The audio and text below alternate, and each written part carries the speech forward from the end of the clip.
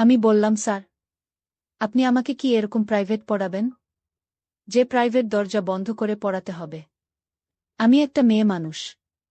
আপনার সাথে দরজা বন্ধ করে প্রাইভেট পড়লে মানুষ আমাকে খারাপ বলবে, তাও আবার স্কুল রুমে। তখন স্যার আমাকে উত্তরে বলল, অনিতা, আজকে আমি তোমাকে এমন একটা প্রাইভেট পড়াব, যে প্রাইভেট তুমি জীবনে কখনো পড়ো নাই। আজকে আমি তোমাকে এমন একটা অঙ্ক করাব, যে অঙ্ক তুমি জীবনে কখনো কর নাই। আজকে আমি তোমাকে এমন একটা ইংরেজি পড়াব, যে ইংরেজি জীবনে তুমি কখনো পড় নাই। আমি বললাম, সত্যি বলছেন স্যার? স্যার বলল, হ্যাঁ অনিতা, আমি সত্যি বলছি। তারপর বন্ধুরা স্যার আমাকে খালি রুমে একলা ডেকে নিয়ে পরীক্ষায় ভালো নম্বর দিবে বলে প্রাইভেট পড়ানোর নামে আমার সাথে যা করল, তা শুনলে বন্ধুরা তোমাদের মাথা গরম হয়ে যাবে। সত্যি বলছি বন্ধুরা, আজকের গল্পটি অনেক অনেক ইন্টারেস্টিং। আশা করি তোমরা শুনে অনেক মজা পাবে। পুরো গল্পটি শোনার জন্য বন্ধুরা তোমাদের নিকট আমার বিনীত অনুরোধ। বন্ধুরা, তোমাদের নিকট আমার ছোট্ট একটি অনুরোধ, তোমরা দয়া করে আমার চ্যানেলটিকে সাবস্ক্রাইব করে আমাকে সাপোর্ট করবা। বন্ধুরা, আমার নাম অনিতা। আমি কলকাতার একজন মেয়ে। বন্ধুরা, আমার বর্তমান বয়স 25। কিন্তু আমি তোমাদেরকে যে ঘটনাটি বলবো, তা আমার জীবনের বাস্তব একটি ঘটনা, যা আমার মতো একটা ছোট্ট বালিকার সাথে কোনো শিক্ষকেই করা উচিত নয়। বন্ধুরা, আমার জীবনে ঘটে যাওয়া বেদনাদায়ক ঘটনা ঘটেছিল আজ থেকে প্রায় 9-10 বছর আগে।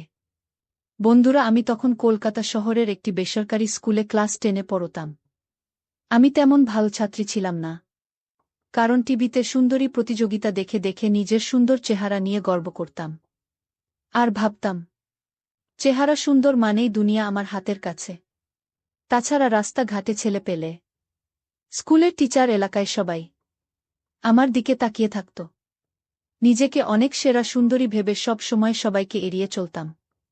আমি সব সময় আমাদের ক্লাসের স্যারদের কাছে প্রাইভেট পড়তাম। এতে করে স্যার ক্লাসে কিছু বলার সাহস পেত না, আবার ভালো মার্কস দিত। দেখতে দেখতে কিভাবে সময় চলে গেল তা বুঝতেই পারি নাই। একদিন আমাদের গণিতের শিক্ষক সুকেশ স্যার হঠাৎ করে নোটিশ দিয়ে দিল, আমাদের টেস্ট এক্সাম সামনে। আমি ছাত্রী হিসেবে তেমন একটা ভালো ছিলাম না। টেস্ট এক্সামের কথা শুনে আমার মাথা ঘুরতে শুরু করল। মনে মনে চিন্তা করতে শুরু করলাম, কিভাবে আমি টেস্ট পরীক্ষায় এলাও হব। আমি যদি পরীক্ষায় এলাও না হতে পারি, তাহলে আমার বাবা মা অনেক কষ্ট পাবে, আর আমাকে এসএসসি পরীক্ষা দেওয়ার জন্য প্রতিষ্ঠান সুযোগ দিবে না। মনে মনে চিন্তা করতে লাগলাম, যেভাবেই হোক আমি টেস্ট পরীক্ষায় এলাও হতে হবে। আর যদি এলাও হতে না পারি, তাহলে আমার পড়ালেখা চিরতরে বন্ধ হয়ে যাবে। আমার এই সুখের জীবন, আরাম, আয়েশ, ঘোরাফেরা, স্বাধীনতা সবকিছুই চলে যাবে। বাবা মা আমাকে অন্য কোথাও বিয়ে দিয়ে দিবে, যদি আমি পরীক্ষায় পাশ না করতে পারি। গভীরভাবে চিন্তা করতে লাগলাম, কিভাবে আমি টেস্ট পরীক্ষায় এলাও হব। মনে মনে চিন্তা করলাম, যদি আমাকে টেস্ট এলাও হতে হয়, তাহলে আমাকে খুব ভালো করে কয়েকটা দিন পড়তে হবে, এবং আমাদের প্রতিষ্ঠানের সবচেয়ে ভালো শিক্ষক সুকেশ স্যার, উনার কাছে আমাকে খুব মনোযোগ সহকারে প্রাইভেট পড়তে হবে।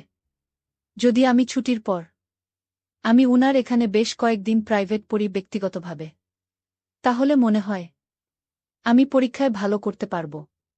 এই চিন্তা করে আমি সুকেশ স্যারের কাছে চলে গেলাম। আমি স্যারকে গিয়ে বললাম, স্যার, আমি আপনার কাছে একটা প্রয়োজনে এসেছি। স্যার বল, কি প্রয়োজন?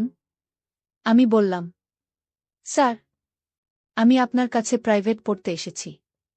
স্যার, সামনে আমার টেস্ট পরীক্ষা। আর স্যার, আপনি যদি আমাকে প্রাইভেট না পড়ান, তাহলে নিশ্চিত স্যার আমি ফেল করব। প্লিজ স্যার, আমাকে 1-2টা মাস সময় দিন। স্যার, আপনার পড়া ছাড়া আমি কারো পর তেমন বেশি একটা বুঝি না। আপনি আমারে অঙ্ক, ইংরেজি সব মিলিয়ে পড়াইবেন, আমি আশা করি। স্যার, আপনি যদি আমাকে পড়ান, তাহলে আমি নিশ্চিত পাশ করব। প্লিজ স্যার, আপনি আমাকে অল্প কিছুদিন সময় দিন। স্যার আমার কথা শুনে একটা মুচকি হাসি দিয়ে বললেন, অনিতা, ধৈর্য হারা হচ্ছ কেন? তুমি আমার স্কুলের ছাত্রী। তোমাকে পাশ করানো আমার নৈতিক দায়িত্ব। তুমি কোনো টেনশন করো না অনিতা। কাল থেকে তুমি আমার এখানে প্রাইভেট পড়তে আসবে। আমি তোমাকে খুব মনোযোগ সহকারে পড়াব। কিন্তু অনিতা, তোমাকে আমি পরীক্ষায় 100% পাস করিয়ে দিব। কিন্তু আমার একটা শর্ত তোমাকে মানতে হবে। আমি বললাম, কি শর্ত স্যার? স্যার বলল, অনিতা তুমি খুব সুন্দর। আমার স্কুলের সবচেয়ে সুন্দরী ছাত্রী তুমি। যদিও আমার তোমাকে কথাটা বলা উচিত নয়। কিন্তু অনিতা, তুমি খুবই সুন্দর। তুমি যদি আমাকে একটিবার সুযোগ দেও, তাহলে যে কোনো মূল্যের বিনিময়ে আমি তোমাকে টেস্ট পরীক্ষায় পাশ করে দিব। এবং কি এসএসসি পরীক্ষায়ও ভালো রেজাল্ট করার জন্য আমি তোমাকে রাত্রে দিনে পড়াব। তুমি শুধু আমাকে একবার। আমি বললাম, স্যার। একবার কি? স্যার বলল, বোকা মেয়ে বোঝে না। তুমি অনেক সুন্দর। তোমার সুন্দরের কোনো তুলনা হয় না। আমি তোমার দিকে চাইলেই আমি যেন তোমার মধ্যে হারিয়ে যাই। অনিতা, আমি তোমার সৌন্দর্যের মধ্যে একবার হারিয়ে যেতে চাই।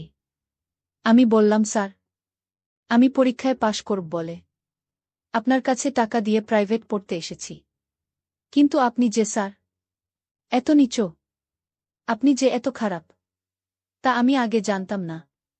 স্যার, আপনি কি করে আপনার মেয়ের বয়সী একটা মেয়ের সাথে মেয়ের বয়সী একটা মেয়েকে এরকম প্রস্তাব দেন?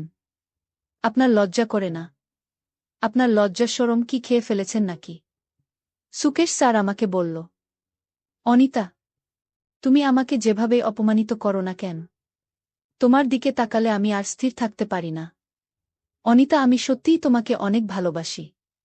আমি তোমাকে অনেক ভালোবেসে ফেলেছি। আমি তোমার ভালোবাসার আগুনে পুড়তে চাই। প্লিজ অনিতা, তুমি আমার প্রস্তাবে রাজি হয়ে যাও।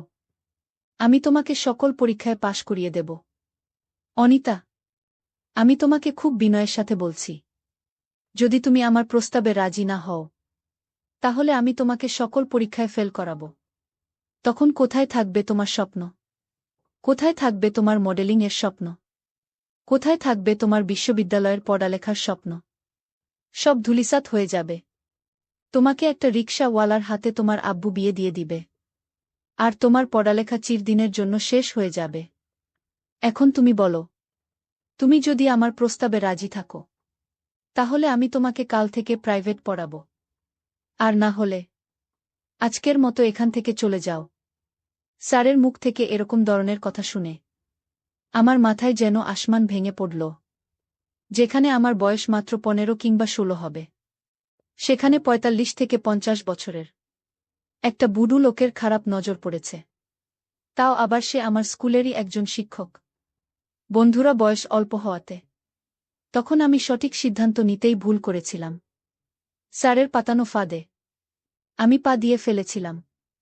রাজি হয়ে গিয়েছিলাম স্যারের সাথে একান্তে প্রাইভেট পড়ার নামে নতুন কিছু করতে। তারপর বন্ধুরা, স্যার আমাকে বলল, অনিতা, আজকে স্কুল ছুটির পর তুমি আমার রুমে চলে এসো। আজ থেকে তোমার প্রাইভেট শুরু। আজকেই তোমাকে বুঝিয়ে দিব নতুন কিছু অঙ্কের নিয়ম, যে অঙ্ক তুমি কোনোদিন করো নাই। তুমি যদি এইভাবে অঙ্ক করতে পারো, তাহলে পরীক্ষায় নিশ্চিত পাশ করবে। আমি বললাম, আচ্ছা ঠিক আছে স্যার। তারপর বন্ধুরা, স্কুল ছুটির পর আমি সোজা চলে গেলাম স্যারের রুমে প্রাইভেট পড়ার জন্য। আমি স্যারের রুমে যেতেই স্যার দরজা বন্ধ করে দিল। আমি বললাম, স্যার, আপনি দরজা বন্ধ করে দিলেন কেন? স্যার বলল, আরে বোঝে না, পড়ালেখার সময় অন্য কেউ এসে ডিস্টার্ব করবে। আর পড়ালেখার সময় কেউ এসে ডিস্টার্ব করা আমার কাছে মোটেই ভালো লাগে না। আমি বললাম, স্যার, তারপরেও আপনি দরজা বন্ধ করার দরকার নেই। স্যার বলল, কেন? আমি যদি দরজা বন্ধ করে তোমাকে প্রাইভেট পড়াই, তাহলে তোমার কোনো সমস্যা? আমি বললাম, না স্যার, আমার কোনো সমস্যা নেই। তারপরও আমি একটা মেয়ে মানুষ। এভাবে দরজা বন্ধ করে রাখছেন, এটা মনে হচ্ছে ঠিক না। তারপর স্যার আমাকে বলল, অনিতা, আমি তোমাকে আজকে যে প্রাইভেট পড়াব, সেটা তোমার জীবনের প্রথম প্রাইভেট। এরকম প্রাইভেট তুমি আর কখনো করো নাই। সুতরাং এই প্রাইভেট দরজা বন্ধ করে পড়াতে হয়। আমি বললাম, স্যার, আপনি আমাকে কি এরকম প্রাইভেট পড়াবেন যে প্রাইভেট দরজা বন্ধ করে পড়াতে হবে? আমি একটা মেয়ে মানুষ। আপনার সাথে দরজা বন্ধ করে প্রাইভেট পড়ালে মানুষ আমাকে খারাপ বলবে, তাও আবার স্কুল রুমে। তখন স্যার আমাকে উত্তরে বলল, অনিতা, আজকে আমি তোমাকে এমন একটা প্রাইভেট পড়াব যে প্রাইভেট তুমি জীবনে কখনো পড় নাই। আজকে আমি তোমাকে এমন একটা অঙ্ক করাব যে অঙ্ক তুমি জীবনে কখনো কর নাই। আজকে আমি তোমাকে এমন একটা ইংরেজি পড়াব যে ইংরেজি জীবনে তুমি কখনো পড় নাই। আমি বললাম, সত্যি বলছেন স্যার? স্যার বলল, হ্যাঁ অনিতা, আমি সত্যি বলছি। তারপর বন্ধুরা, স্যার আমাকে খালি রুমে একলা ডেকে নিয়ে এমনভাবে অঙ্ক করাচ্ছিল যে অঙ্ক আমি জীবনে কখনো কোনো দিন দেখিনি। স্যারের অঙ্ক করাতে আমার খুব কষ্ট হচ্ছিল। আমি কিছুই বুঝতে পারছিলাম না। হতবাক হয়ে শুধু কান্না করছিলাম, কারণ স্যারের অঙ্কের ধরনটা ছিল একটু অন্যরকম। বুঝতেই তো পারছেন বন্ধুরা, স্যার আমাকে কোন ধরনের অঙ্ক করিয়েছিল। এভাবে বন্ধুরা স্যার আমাকে পড়ার ফাঁকে ফাঁকে প্রতিদিন বিশেষ ধরনের একটা অঙ্ক করাত, যে অঙ্কটা করাতে প্রথম প্রথম আমার খুব কষ্ট হয়েছিল। কিন্তু এভাবে স্যার আমার সাথে 1-2 মাস অঙ্ক করার ফলে খুব ভালোই লেগেছিল, এবং এইভাবে আমি আমার টেস্ট পরীক্ষায় উত্তীর্ণ হয়েছিলাম। অবশেষে আমি এসএসসি পরীক্ষায় পাস করেছিলাম। কিন্তু এই পাসটা হয়েছিল একটা বিনিময়ের পাস। এই সামান্য একটা সার্টিফিকেটের জন্য আমার জীবনের সার্টিফিকেটের একটা গুরুত্বপূর্ণ অংশই আমাকে বিসর্জন দিতে হয়েছিল। যাই হোক বন্ধুরা, এটা আমার জীবনের একটা বেদনাদায়ক করুণ অধ্যায়। আমি জানি হয়তো তোমরা বন্ধুরা আমার কথাগুলো অনেকেই বিশ্বাস করবে না, আবার অনেকেই বিশ্বাস করবে। পরেও বলছি বন্ধুরা, পৃথিবীতে এমন কিছু ঘটনা ঘটে যা মানুষ বিশ্বাস করতে খুবই কষ্টসাধ্য হয়। আমার ক্ষেত্রেও ঠিক সেই রকমই হয়েছিল। বন্ধুরা, আমাদের প্রত্যেকটা সমাজেই এরকম ধরনের কুরুচিপূর্ণ মানুষ লুকায়িত আছে, যাদের কাছে তাদের বিলাসিতাটাই বড়, তাদের চাহিদাটাই বড়। তাদের সামান্য পরিমাণ চাহিদার কারণে আমার মতো সহজ সরল মেয়েদের জীবন নষ্ট হয়ে যাচ্ছে। তা তাদের চোখে পড়ে না। তারা অন্ধ, সারা জীবন অন্ধ হয়েই থাকবে। তাদের কপালে বিবেকের আলো কখনো জ্বলবে না। বন্ধুরা, আজকে এই পর্যন্তই। গল্পটি যদি তোমাদের ভালো লাগে তাহলে অবশ্যই লাইক, কমেন্ট, শেয়ার করবা। বন্ধুরা, তোমরা যদি এরকম ধরনের ইন্টারেস্টিং গল্প পেতে চাও তাহলে দয়া করে আমার চ্যানেলটিকে সাবস্ক্রাইব করে আমাকে সাপোর্ট করবা। পরিশেষে তোমাদের সুস্থতা কামনা করছি। ভিডিওটি দেখার জন্য তোমাদের সকলকে অসংখ্য ধন্যবাদ।